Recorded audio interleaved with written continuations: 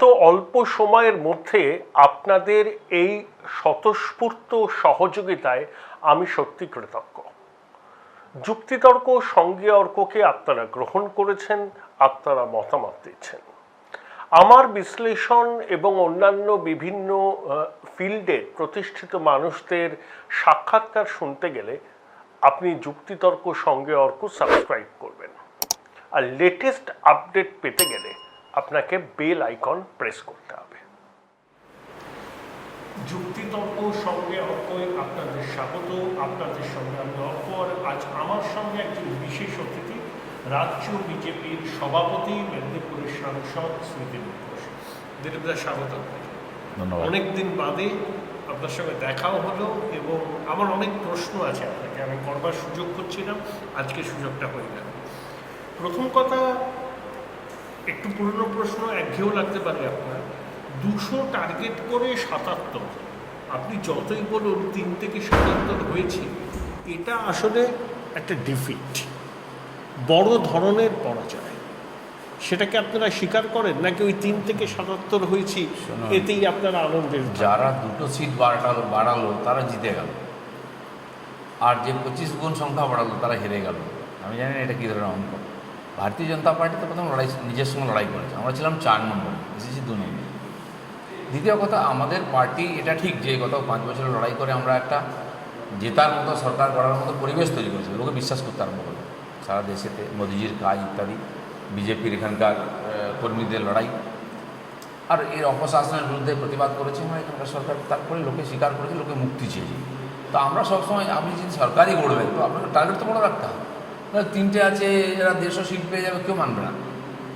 আমরা যেভাবে লোকসভা লড়াই করে 19 হাফ আর 21 সাপের স্লোগান দিয়েছিলাম এবং করেছিলাম, তো ঠিক সেইভাবেই এগিয়েছিলাম পরের 2 বছর। তো সম্ভাবনাও ছিল, সংগঠনও বেড়েছিল, এবং যে আকারে যেভাবে অন্য পার্টির নেতারা, মন্ত্রী, এমএলএ, এমপিরা পার্টিতে জয়েন করছিলেন, তার সন্দেহ ছিল না। কেউ একজনও বলেন যে 100 নিচে বিজেপি সিট পায়। যেটা হয়েছে সেটা সত্য ঘটনা, কিন্তু ভারতীয় জনতা পার্টি লক্ষ্য বড় রেখেছিল, পরিশ্রম করেছিল, পৌঁছবার জন্য সমস্ত রকম প্রস্তুতিও ছিল। সেজন্য ওর মধ্যে কোনো দোষ নেই। হ্যাঁ, যেখানে আমরা পৌঁছেছি, মানুষ যেটা আমাদের স্বীকৃতি দিয়েছে সেটাই ঠিক, কিন্তু তার মধ্যে আমাদের কিছু দোষ আছে। ভোট গণনা কেন্দ্র থেকে আমাদের অনেক নেতারা পালিয়ে এসেছে, অনেক বড় বড় প্রার্থী যাদেরকে আমরা অনেক কমপ্লা করেছিলাম, তারা ভোট গণনা শেষ করেনি। ফলে আমাদের শেষের দিকে 2-4-10 রাউন্ড যে ভোট হলো, 112টার মতো এরকম ক্যান্ডিডেট ছিলেন যারা শেষ পর্যন্ত থাকেননি। তো সেই ভোটগুলো লুট হয়েছে একতরফা। খেলা হবে স্লোগান শুরু হয়ে গেল, ভোট লুট হয়ে গেল, ফলে সিটও কমলো, ভোটও কমলো। নাহলে এই যে 2% ভোট কমেছে, 40-এর উপরেই ভোট পেতাম আমরা পার্সেন্টেজ হিসাবে, এবং সিট 100-র নিচে নামতো না, কাছাকাছি টার্গেট হতো।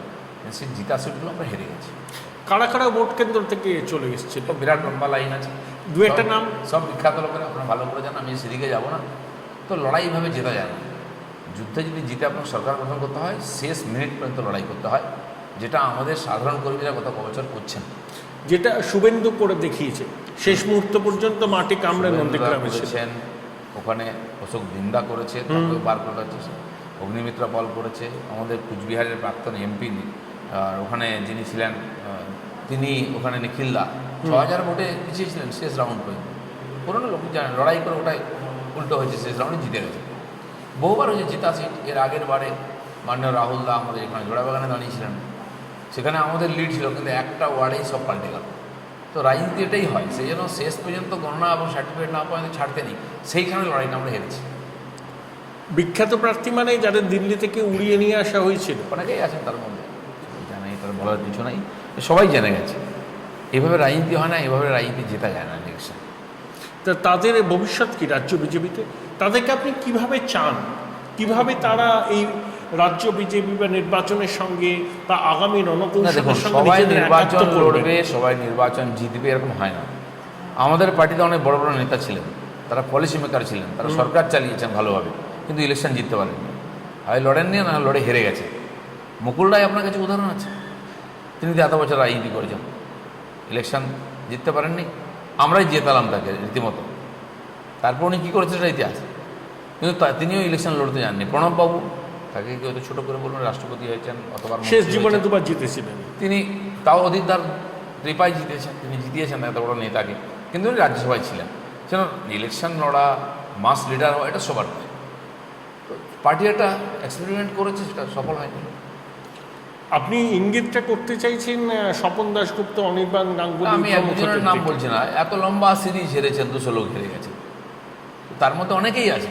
এখন যারা প্রমিনেন্ট ফিগার আলোচিত তাদেরকে আপনারা ভালো করে চেনেন, কিন্তু আমাদের পার্টিতে যারা অনেকেই ছিলেন, হয়তো তাকে ওখানে ক্যান্ডিডেট করা দরকার ছিল না, তিনি জেতার মতো ছিলেন না, সিট ভালো ছিল, ক্যান্ডিডেট ঠিক হয়নি চয়েস। কর্মীরাও বলেছে এই নিয়ে, আপনি জানেন অনেক কথাবার্তা উঠেছে, অনেক আলোচনা, অনেক সমালোচনা, অনেক প্রতিবাদও হয়েছে। কিন্তু যেহেতু আমরা পার্টির লোক, পার্টির ডিসিশন নেন, ডিসিপ্লিনভাবে হয়ে গেছে, তো এটা একটা চ্যাপ্টার ক্লোজ হয়ে গেছে। দিলীপ দা, চ্যাপ্টার ক্লোজ তো রাজনীতিতে কখনো হয় না। আপনি একটা আমাকে অনেস্টলি বলুন, আমি আশা করি আপনি বলবেন যে নির্বাচনে টিকিট বন্টনের ক্ষেত্রে আপনার কথা কতটা শোনা হয়েছিল?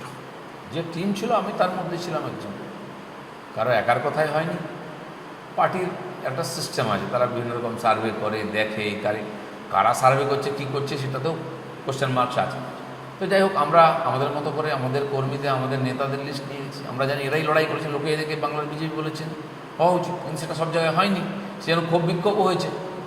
কিন্তু আমরা মনে করেছিলাম যে সব যারা আমাদের নেতৃত্ব করছেন তারা অনেক অভিজ্ঞ, সারা দেশে রাজনীতি করে রাজ্যের পর রাজ্য জিতেছেন, তো তাদের উপর বিশ্বাস রাখতে হবে। আমরা ভেবেছিলাম যে অনুকূল পরিবেশ আছে, এনাদের অভিজ্ঞতা আছে, তো এখানে সাফল্য এসেই যাবে, কিন্তু সেটা হয়নি। 30% ভোটকে বাদ দিয়ে আপনারা নির্বাচন লড়তে নেমেছেন, এটাও তো ঠিক। তাহলে 70%-এর মধ্যে ম্যাক্সিমাম ভোটটা আপনাদের পাওয়া উচিত ছিল, সেটা আপনারা পান। সেটা পেয়েছি, 60%-এর বেশি পেয়েছি। 54 বলছে, হিন্দু ভোটের 54%। 54 নয়, 60+। হিসাব ঠিক করে করলে বোঝা যাবে।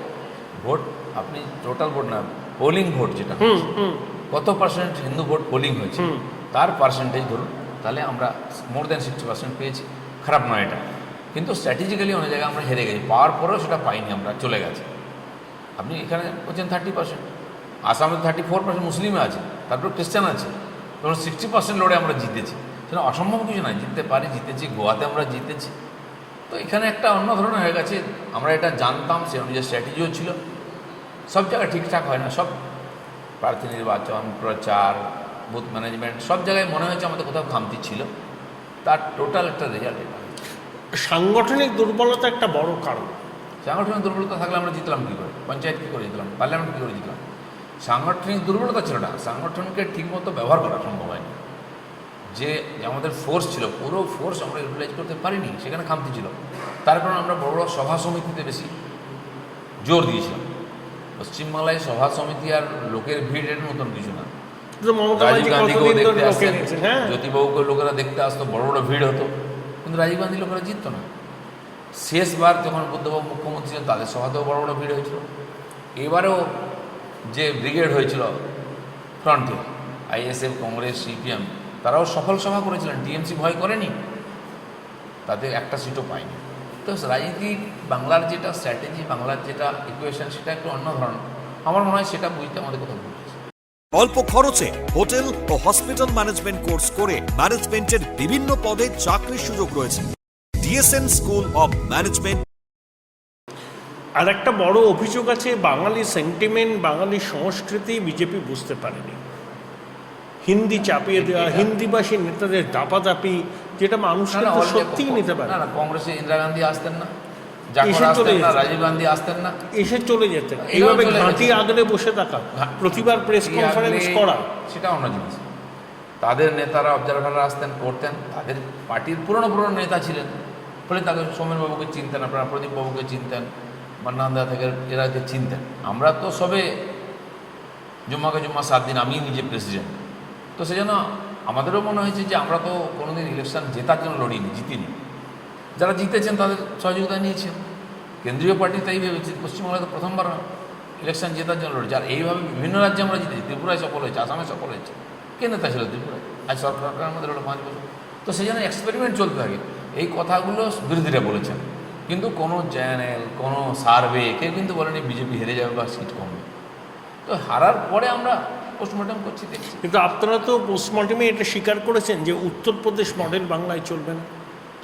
অবশ্যই বাংলাকে বাংলার মডেল করতে হয়।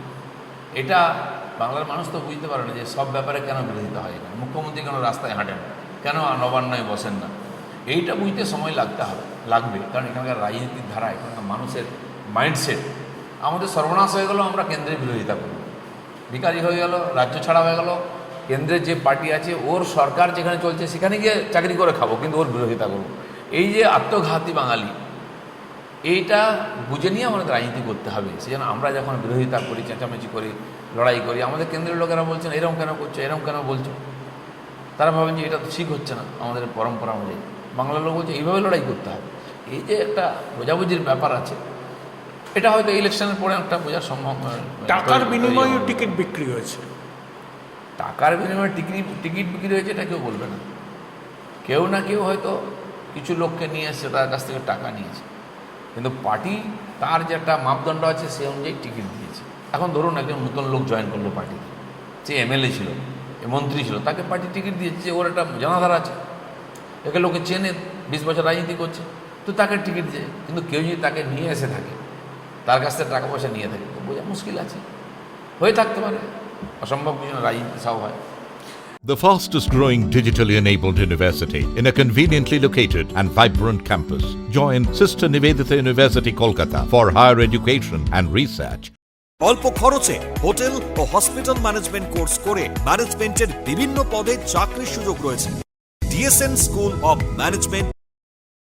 ধরুন আমি আপনাকে এক্সাম্পল দিচ্ছি, কলকাতার শ্যামপুকুর বিধানসভা কেন্দ্র, সেখানে বিজেপির প্রার্থী ছিলেন সন্দীপন বিশ্বাস বলে এক ভদ্রলোক। তিনি কোনোদিন বিজেপি করেননি, সুদীপবাবু নির্বাচনী এজেন্ট ছিলেন। শুনি নাকি রাজীব বন্দ্যোপাধ্যায়ের ঘনিষ্ঠ হিসাবে তিনি জয়েন করেই টিকিট পেয়ে গেলেন, আর বিজেপির আদি কর্মীরা ওখানে বসে গেল। এরকম একাধিক ঘটনা হয়েছে। বিষ্ণুপুরের যে চলে গেল, এখানে কালিয়াগঞ্জের যে চলে গেল, বা কয়েকজন নড়াচড়া করছে, এরা কোনোদিন বিজেপি করেনি। কেউ না কেউ তাদের হাত ধরে নিয়ে এসছে, নিজের প্রভাব খাটিয়ে তাকে টিকিট দিয়ে দিয়েছে। আর আমরা যেটা বলেছি, ভাবটা এরকম, তোমরা কী বোঝো? যারা বেশি বুঝেছিল তারাই আজকে আমাদের সমস্যায় ফেলেছে। আমরা যারা কম বুঝেছি তারা পার্টি আঁকড়ে দাঁড়িয়ে আছে, তারা মার খাচ্ছি, ঘরে ছাড়া হয়েছে। আমি তো পশ্চিমবাংলার সব জেলায় দুবার ঘুরে এলাম ইলেকশনের পরে। পুরনো কর্মীরা একজন নড়েনি, একজনও যায়নি। তারা বাড়ি ছেড়েছে, গ্রাম ছেড়েছে, রাজ্য ছেড়েছে, পার্টিকেও ছাড়েনি, আর ছাড়বেও না। তারা আবার পার্টিকে দাঁড় করি, আবার লড়াই করে। চন্দনা বাউড়ের ঘটনাটা কি বলুন তো? দেখুন, চন্দনা বাউরিকে ভয় দেখিয়ে পার্টি ছাড়ানোর চেষ্টা করছে, টিএমসি জয়েন করানো। ওখানকার বিডিও, ওখানকার পুলিশ অফিসার বলতে পারে তুমি বিজেপি টিএমসি জয়েন করো, আর তার নামে ফলস কেস হয়েছে। কেস কে করেছে?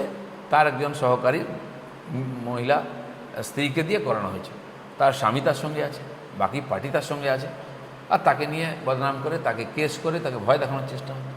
তো সেজন্য খুবই গরিব বাউরি পরিবার থেকে, সে গরিব পিছিয়ে থাকা সমাজের, কিন্তু সে ভারতীয় জনতা পার্টি করে, লড়াই করে। তাকে আমরা মুখ করেছি, লোকে তাকে ভোট দিয়েছে। তো কিছু চক্রান্ত চলছে, এই ধরনের যারা দুর্বল টাইপের, মানসিক দুর্বল বা আর্থিক বা শারীরিক দুর্বল, তাদেরকেই টার্গেট করা হয়। এটা দুনিয়ার নিয়ম। বাঘসিংহ যখন শিকার করতে যায়, পালের মধ্যে যারা কমজোর থাকে তাকেই টার্গেট করে।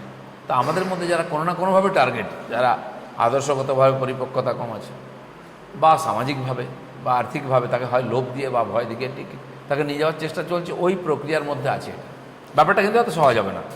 অল্প খরচে হোটেল ও হসপিটাল ম্যানেজমেন্ট কোর্স করে ম্যানেজমেন্টের বিভিন্ন পদে চাকরির সুযোগ রয়েছে। DSN school of management. এবার আমি একটা কথা বলি আপনাকে, আপনি নিশ্চয়ই জানেন, তাও আমি প্রশ্নটা করার লোভ সামলাতে পারছি না।